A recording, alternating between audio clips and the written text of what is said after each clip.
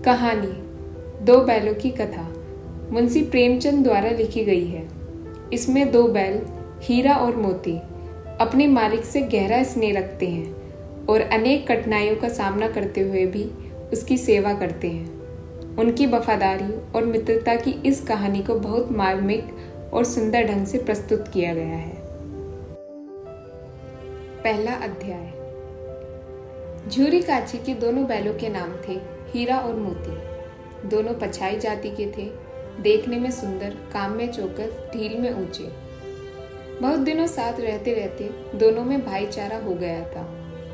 दोनों आमने सामने या आसपास बैठे हुए एक दूसरे से मुख्य भाषा में विचार विनिमय किया करते थे। एक दूसरे की मन की बात को कैसे समझा जाता है हम कह नहीं सकते। अवश्य ही उनमें कोई ऐसी गुप्त शक्ति थी जिससे जीवों में श्रेष्ठता का दावा करने वाला मनुष्य वंचित है। दोनों एक दूसरे को चाट कर सूंघ कर अपना प्रेम प्रकट करते। कभी कभी दोनों सिंग भी मिला लिया करते, विग्रह के नाते से नहीं, केवल विनोद के भाव से, आत्मीयता के भाव से, जैसे दोनों में घनिष्ठता होते ही घोल घप्पा होने लगता है। इसके बिना दोस्ती कुछ फुसफुसी, कुछ हल्की सी रहती है। इस पर ज्यादा विश्वास नहीं किया जा सकता। जिस वक्त ये दोनों बैल हल या गाड़ी में जोत दिए जाते और गर्दन हिला हिला कर चलते, उस वक्त हर एक की यही चेष्टा होती थी कि ज्यादा से ज्यादा बोझ मेरी ही गर्दन पर रहे। दिन भर के बाद दोपहर या संध्या को दोनों खुलते तो एक दूसरे को चाट चूट कर अपनी थकान मिटा लिया करते। नान में खली भूसा पड़ जाने के बाद दोनों साथ उठते, साथ नान में मुंह डालते और साथ ही बैठते थे। एक मुंह हटा लेता तो दूसरा भी हटा लेता था। सहयोग की बात, झूरी ने एक बार गोई को ससुराल भेज दिया। बैलों को क्या मालूम वे क्यों भेजे जा रहे हैं। समझे मालिक ने हमें बेच दिया। अपना यूं बेचा जाना उन्हें अच्छा लगा या बुरा, कौन जाने, पर झूरी के साले गया को घर तक गोई ले जाने में दांतों पसीना आ गया। पीछे से हाँकता तो दोनों दाएं बाएं भागते, पगिया पकड़कर आगे से खींचता तो दोनों पीछे की ओर जोर लगाते, मारता तो दोनों सींगे नीचे करके हुंकारते। अगर ईश्वर ने उन्हें वाणी दी होती तो झूरी से पूछते, तुम हम गरीबों को क्यों निकाल रहे हो? हमने तो तुम्हारी सेवा करने में कोई कसर नहीं उठा रखी। अगर इतनी मेहनत से काम न चलता था तो और काम ले लेते। हमें तो तुम्हारी चाकरी में मर जाना कबूल था। हमने कभी दाने चारे की शिकायत नहीं की। तुमने जो कुछ खिलाया वह सिर झुकाकर खा लिया, फिर तुमने हमें इस जालिम के हाथ क्यों बेच दिया? संध्या समय दोनों बैल अपने नए स्थान पर पहुंचे। दिन भर के भूखे थे, लेकिन जब नान में लगाए गए तो एक ने भी उसमें मुंह नहीं डाला। जिसे उन्होंने अपना घर समझ रखा था वह आज उनसे छूट गया। यह नया घर, नया गांव, नए आदमी उन्हें बेगाने से लगते थे। दोनों ने अपनी मुख्य भाषा में सलाह की, एक दूसरे को कनखियों से देखा और लेट गए। जब गांव में सोता पड़ गया तो दोनों ने जोर मारकर पगे तोड़ा डाले और घर की तरफ चले। पगे बहुत मजबूत थे, अनुमान न हो सकता था कि कोई बैल उन्हें तोड़ सकेगा, पर इन दोनों में इस समय दूनी शक्ति आ गई थी। एक एक झटके में रस्सियां टूट गई। झूरी प्रातःकाल सोकर उठा तो देखा कि दोनों बैल चढ़नी पर खड़े हैं। दोनों की गर्दन में आधा आधा घराव लटक रहा था। घुटने तक पांव कीचड़ से भरे हैं और दोनों की आंखों में विद्रोह में स्नेह झलक रहा है। झूरी बैलों को देखकर स्नेह से गदगद हो गया, दौड़कर उन्हें गले लगा लिया। प्रेम लिंगन और चुंबन का वह दृश्य बड़ा ही मनोहर था। घर और गांव के लड़के जमा हो गए और तालियां बजा बजाकर उनका स्वागत करने लगे। गांव के इतिहास में यह घटना अभूतपूर्व ना होने पर भी महत्वपूर्ण थी। बाल सभा ने निश्चय किया, दोनों पशुवीरों का अभिनंदन पत्र देना चाहिए। कोई अपने घर से रोटियां लाया, कोई गुड़, कोई चोकर, कोई भूसी। एक बालक ने कहा, ऐसे बैल किसी के पास न होंगे। दूसरे ने समर्थन किया, इतनी दूर से दोनों अकेले चले आए। तीसरा बोला, बैल नहीं है वे, उस जन्म के आदमी हैं। इसका प्रतिवाद करने का किसी को साहस नहीं हुआ। झूरी की स्त्री ने बैलों को द्वार पर देखा तो जल उठी। बोली, कैसे नमक हराम बैल है कि एक दिन वहां काम न किया, भाग खड़े हुए। झूरी अपने बैलों पर यह आक्षेप न सुन सका। नमक हराम क्यों है? चारा दाना न दिया होगा तो क्या करते? स्त्री ने रोब के साथ कहा, बस तुम ही तो बैलों को खिलाना जानते हो, और तो सभी पानी पिला पिला कर रखते हैं। झूरी ने चिढ़ाया, चारा मिलता तो क्यों भागते? स्त्री चिड़ी, भागे इसलिए कि वे लोग तुम जैसे बुद्धुओं की तरह बैलों को सहलाते नहीं, खिलाते हैं तो रगड़कर जोतते भी हैं। यह दोनों ठहरे कामचोर, भाग निकले। अब देखो कहां से खली और चोकर मिलता है। सूखे भूसे के सिवा कुछ ना दूंगी, खाए चाहे मरे। वही हुआ। मजूर की बड़ी ताकीद की गई कि बैलों को खाली सूखा भूसा दिया जाए। बैलों ने नान में मुंह डाला तो फीका फीका, ना कोई चिकनाहट, ना कोई रस। क्या खाएं?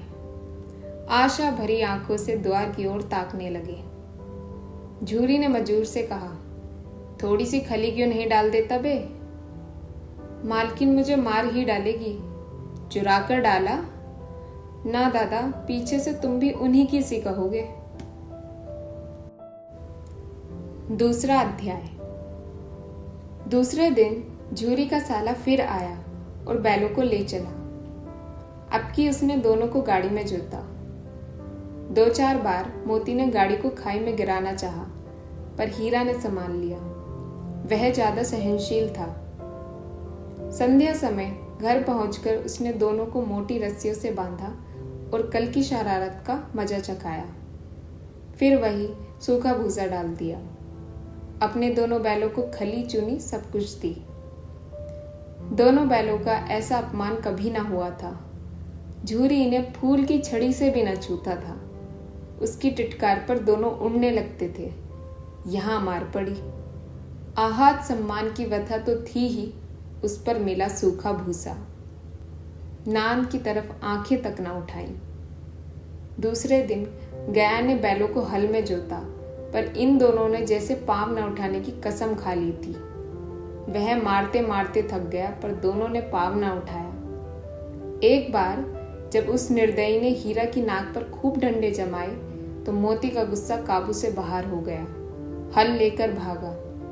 हल, रस्सी, जुआ, जोत सब टूट टाट कर बराबर हो गया। गले में बड़ी बड़ी रस्सियां ना होती तो दोनों पकड़ाई में ना आते। हीरा ने मुक्त भाषा में कहा, भागना व्यर्थ है। मोती ने उत्तर दिया, तुम्हारी तो इसने जान ही ले ली थी, अब की बड़ी मार पड़ेगी।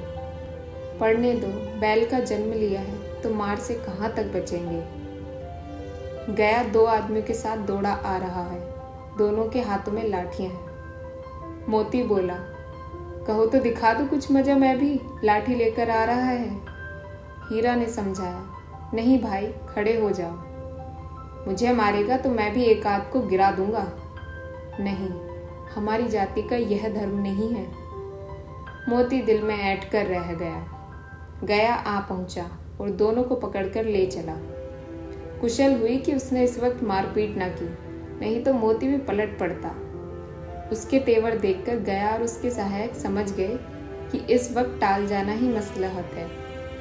आज दोनों के सामने फिर वही सूखा भूसा लाया गया। दोनों चुपचाप खड़े रहे। घर में लोग भोजन करने लगे। उस वक्त छोटी सी लड़की 2 रोटियां लिए निकली और दोनों के मुंह में देकर चली गई। उस एक रोटी से इनकी भूख तो क्या शांत होती, पर दोनों के हृदय को मानो भोजन मिल गया। यहाँ भी किसी सज्जन का वास है। लड़की भैरव की थी, उसकी माँ मर चुकी थी। सौतेली माँ उसे मारती रहती थी, इसलिए इन बैलों से एक प्रकार की आत्मीयता हो गई थी। दोनों दिन भर जोतते जाते, डंडे खाते, अड़ते। शाम को थान पर बांध दिए जाते और रात को वही बालिका उन्हें 2 रोटियां खिला जाती। प्रेम के इस प्रसाद की यह बरकत थी कि 2-2 गाल सूखा भूसा खाकर भी दोनों दुर्बल न होते थे, मगर दोनों की आंखों में रोम रोम में विद्रोह भरा हुआ था। एक दिन मोती ने मुक्त भाषा में कहा, अब तो नहीं सहा जाता हीरा। क्या करना चाहते हो? एक आध को सींगों पर उठाकर फेंक दूंगा। लेकिन जानते हो, वह प्यारी लड़की जो हमें रोटियां खिलाती है उसी की लड़की है, जो इस घर का मालिक है। यह बेचारी अनाथ हो जाएगी। तो मालकिन को न फेंक दूं, वही तो इस लड़की को मारती है। लेकिन औरत जात पर सींग चलाना मना है, यह भूले जाते हो। तुम तो किसी तरह निकलने ही नहीं देते। बताओ, तोड़ाकर भाग चले? हाँ, यह मैं स्वीकार करता हूँ, लेकिन इतनी मोटी रस्सी टूटेगी कैसे? इसका एक उपाय है। पहले रस्सी को थोड़ा सा चबा लो, फिर एक झटके में जाती है। रात को जब बालिका रोटियां खिलाकर चली गई, दोनों रस्सियां चबाने लगे, पर मोटी रस्सी मुंह में ना आती थी। बेचारे बार बार जोर लगाकर रह जाते थे। सहसा घर का द्वार खुला और वह लड़की निकली। दोनों सिर झुकाकर उसका हाथ चाटने लगे। दोनों की पूंछें खड़ी हो गईं। उसने उनके माथे सहलाए और बोली, खोल देती हूँ, चुपके से भाग जाओ, नहीं तो ये लोग मार डालेंगे। आज घर में सलाह हो रही है कि इनकी नाकों में नाथ डाल दी जाए। उसने घराव खोल दिया, पर दोनों चुप खड़े रहे। मोती ने अपनी भाषा में पूछा, अब चलते क्यों नहीं? हीरा ने कहा, चले तो, लेकिन कल इस अनाथ पर आफत आएगी, सब इसी पर संदेह करेंगे। सहसा बालिका चिल्लाई, दोनों फूफा वाले बैल भागे जा रहे हैं। ओ दादा, दादा, दोनों बैल भागे जा रहे हैं, जल्दी दौड़ो। गया हड़बड़ाकर भीतर से निकला और बैलों को पकड़ने चला। वे दोनों भागे। गया ने पीछा किया और भी तेज हुए। गया ने शोर मचाया, फिर गांव के कुछ आदमियों को भी साथ लेने के लिए लौटा।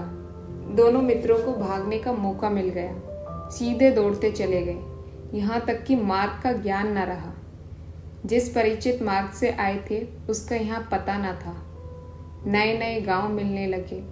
तब दोनों एक खेत के किनारे खड़े होकर सोचने लगे, अब क्या करना चाहिए। हीरा ने कहा, मालूम होता है राह भूल गए। तुम भी बेतहाशा भागी, वहीं उसे मार गिराना था। उसे मार गिराते तो दुनिया क्या कहती? वह अपना धर्म छोड़ दे, लेकिन हम अपना धर्म क्यों छोड़ें? दोनों भूख से व्याकुल हो रहे थे। खेत में मटर खड़ी थी, चढ़ने लगे। रह रह कर आहट लेते रहे थे कि कोई आता तो नहीं। जब पेट भर गया, दोनों ने आज़ादी का अनुभव किया तो मस्त होकर उछलने कूदने लगे। पहले दोनों ने डकार ली, फिर सींग मिलाए और एक दूसरे को टहलाने लगे। मोती ने हीरा को कई कदम पीछे हटा दिया, यहाँ तक कि वह खाई में गिर गया। तब उसे भी क्रोध आ गया, संभल कर उठा और मोती से भिड़ गया। मोती ने देखा खेल में झगड़ा हुआ चाहता है तो किनारे हट गया। तीसरा अध्याय। अरे यह क्या? कोई सांड डोकता चला आ रहा है। हाँ, सांड ही है।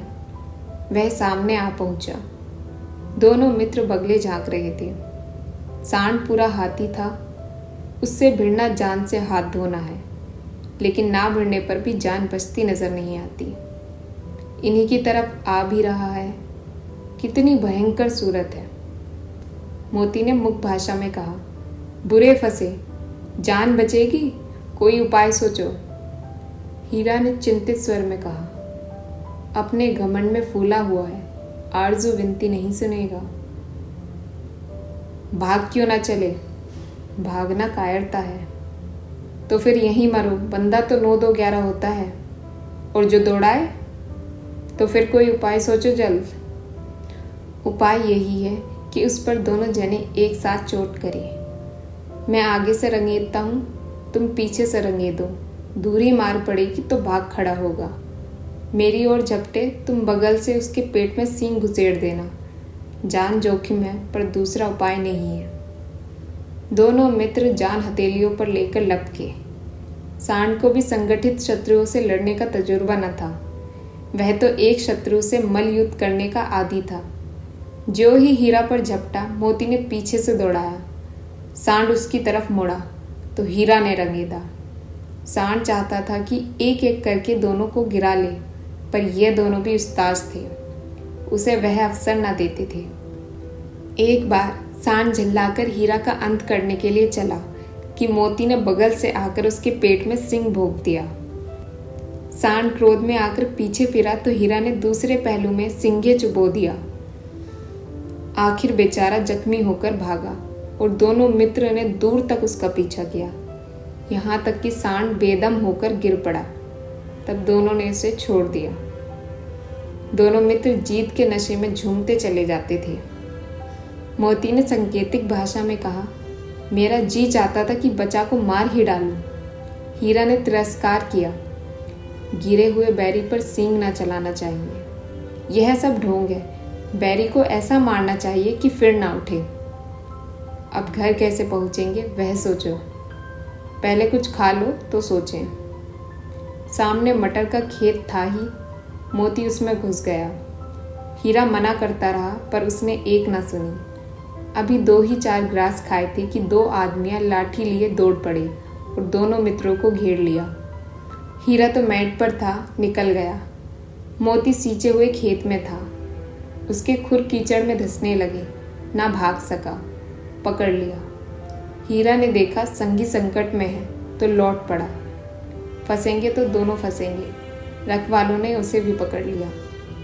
प्रातःकाल दोनों मित्र कांजी होश में बंद कर दिए गए। चौथा अध्याय। दोनों मित्रों को जीवन में पहली बार ऐसा साबित पड़ा था कि सारा दिन बीत गया और खाने को एक तिनका भी ना मिला। समझ ही में ना आता था यह कैसा स्वामी है, इससे तो गया फिर भी अच्छा था। यहाँ कई भैंसें थी, कई बकरियाँ, कई घोड़े, कई गधे, पर किसी के सामने चारा ना था।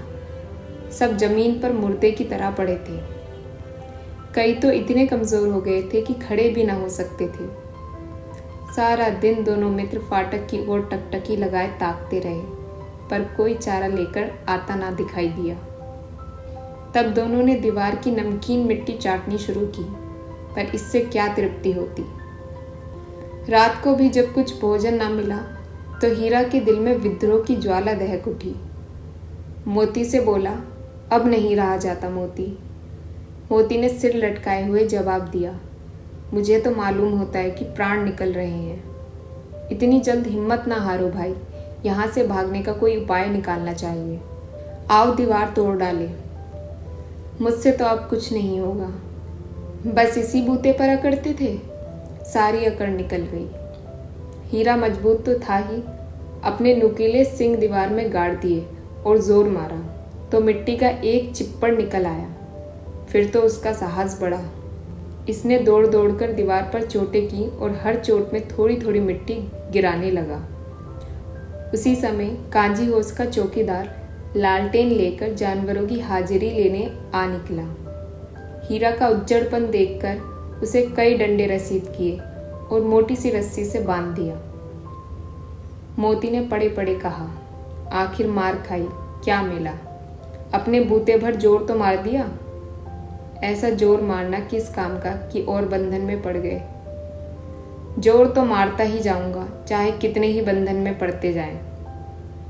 जान से हाथ धोना पड़ेगा, कुछ परवाह नहीं, यूं भी तो मरना ही है। सोचो दीवार खुद जाती तो कितनी जानें बच जाती।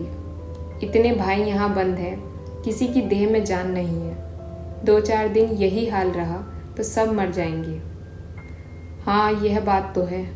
अच्छा तो ला, फिर मैं भी जोर लगाता हूँ। मोती ने अभी दीवार में उसी जगह सींग मारा, थोड़ी सी मिट्टी गिरी और फिर हिम्मत बढ़ी।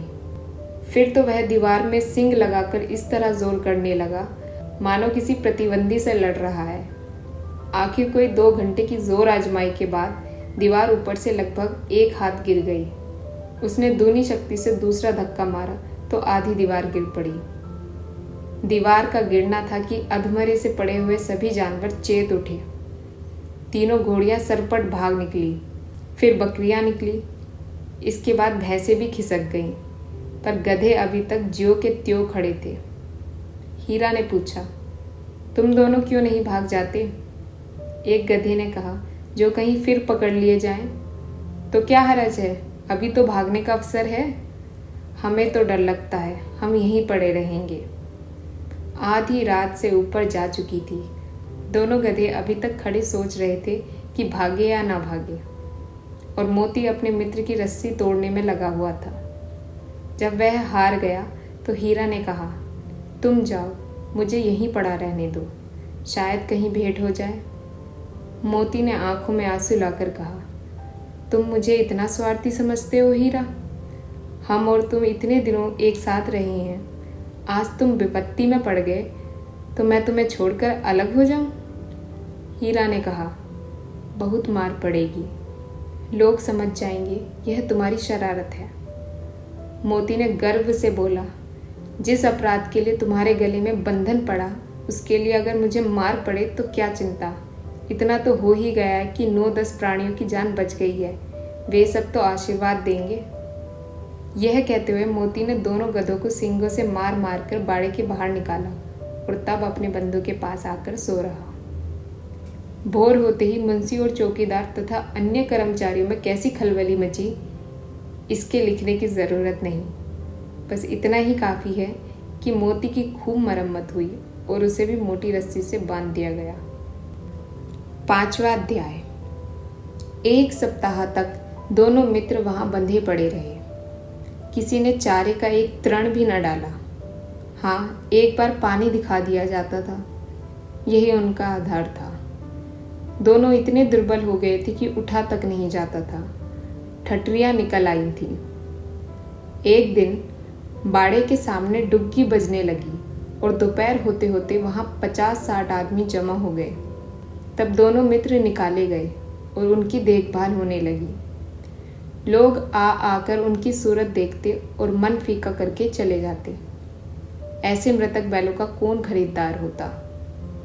सहसा एक दड़ियल आदमी, जिसकी आंखें लाल थी और मुद्रा अत्यंत कठोर, आया और दोनों मित्रों के कूल्हे में उंगली गोदकर मुंशी जी से बातें करने लगा।